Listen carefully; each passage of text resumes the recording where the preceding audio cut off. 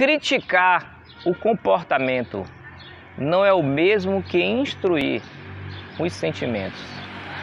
Nós aqui da cidade de Nazaré das Farinhas, aqui na Bahia, criamos uma TV digital chamada TVN. Uma TV a qual nós possamos dar voz e vez a toda a comunidade nazarena e cidades circunvizinhas. Nós estamos às segundas-feiras trazendo assim uma mensagem da parte de Deus, informações, reportagens para todos vocês que nos acompanham. Eu quero te pedir mais uma vez, se inscrevam no nosso canal, você que ainda não é inscrito, nos siga através das redes sociais, onde nossos endereços eletrônicos estão aí no rodapé do vídeo. Instruir o sentimento não é a mesma coisa que afrontar o comportamento. Todo ser humano, ele vive e ele tem um objetivo de vida. Tem pessoas que investem em criar o seu cabelo, e ele cria o cabelo e depois de um certo tempo ele muda de opinião e resolve cortar aquele cabelo. Outros seres humanos, homens, resolvem colocar um brinco ou um alargador e por um período de tempo ele se agrada com aquilo e depois de um certo tempo ele enjoa, acha que aquilo não serve mais e ele retira o brinco. Outros já investem mais pesado, tatuam o seu corpo e depois de um certo tempo, se houver um arrependimento, já é mais complicado para ele voltar à forma natural, ou talvez até impossível. E alguns já fazem transformações mais violentas, como colocar dentes artificiais, como mutilar parte do nariz, parte da orelha, colocar algumas esferas metálicas para fazer chifre e tatuar todo o seu corpo, até o olho eles pintam. Então é um desejo e um direito, um livre-arbítrio que cada ser humano tem, ele pode fazer. E outros fazem transformações ainda mais violentas.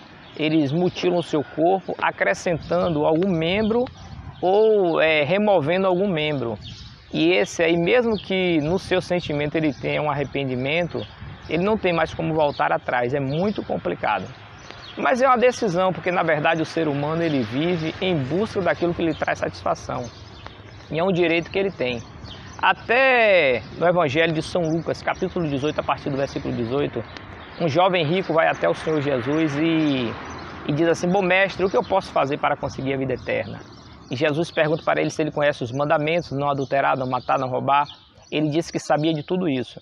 Jesus disse para ele: falta apenas uma coisa, vende o que você tem, reparte com os pobres, me segue e terás um tesouro no céu.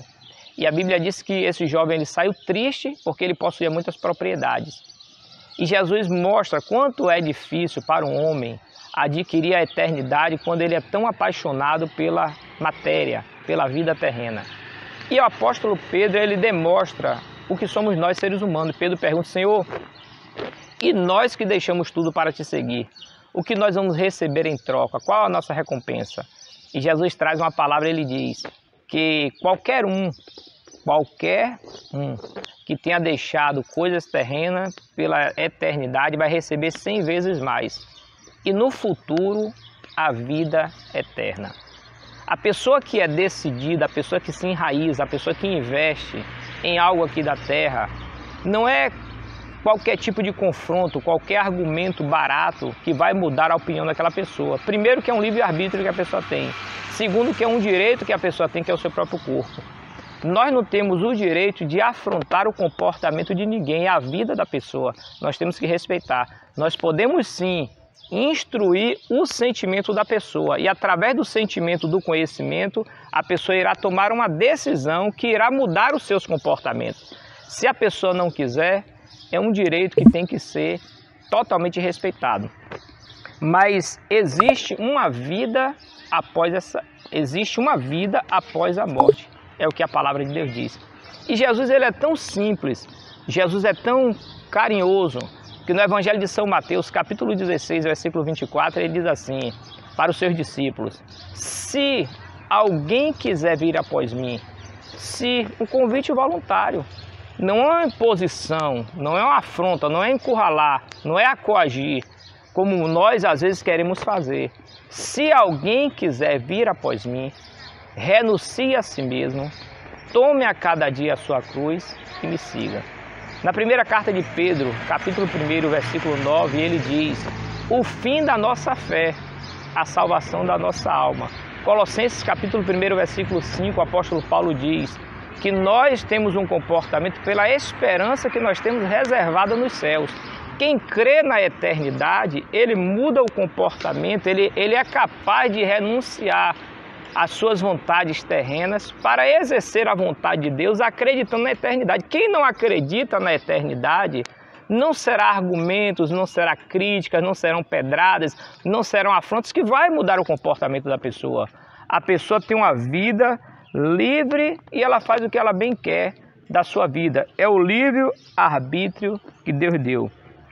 No Evangelho de São Lucas, capítulo número 3, onde aparece João Batista pregando o Evangelho, e a Bíblia diz que João, ele chama a multidão de raça de víboras, família de cobra.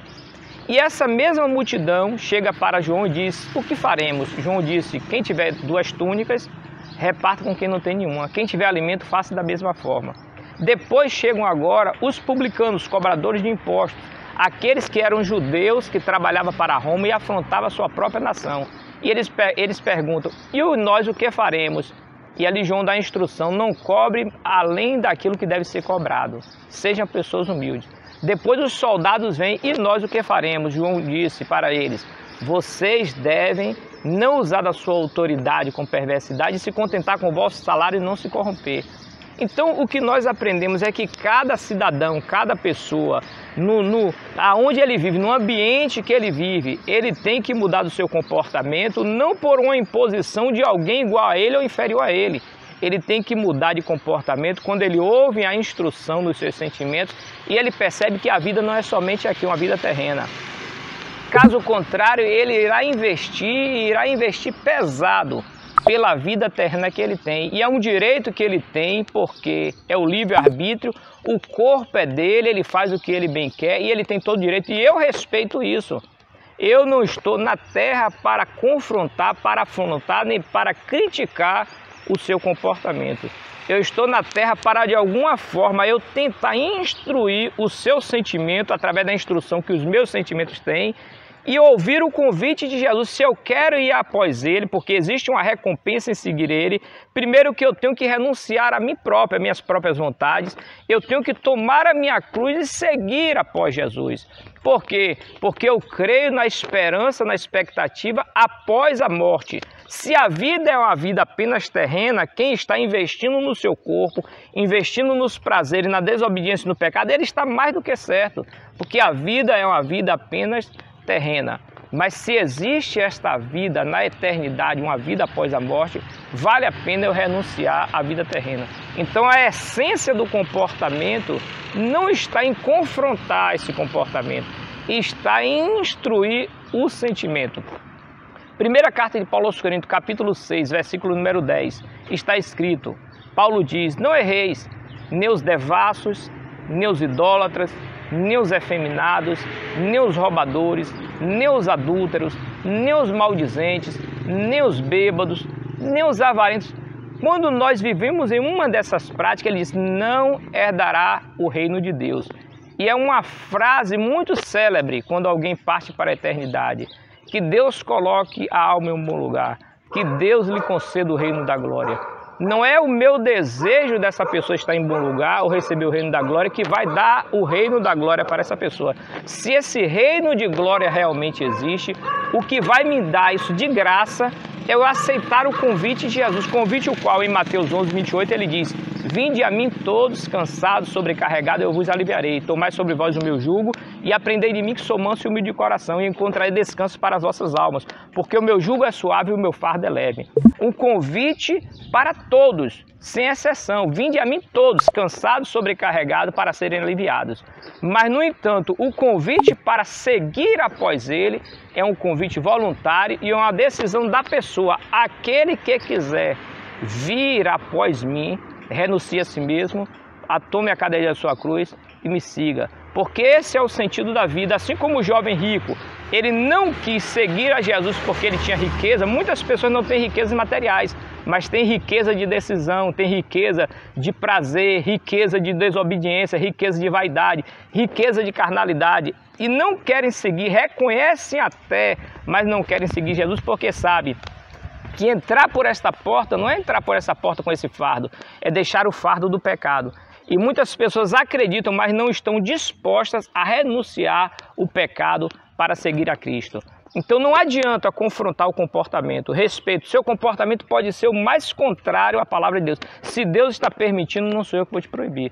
Agora eu estou para instruir os teus sentimentos. Quando você perceber que a vida não é apenas aqui, que após essa vida nós temos uma vida eterna, você vai pensar várias vezes antes de continuar na prática do pecado.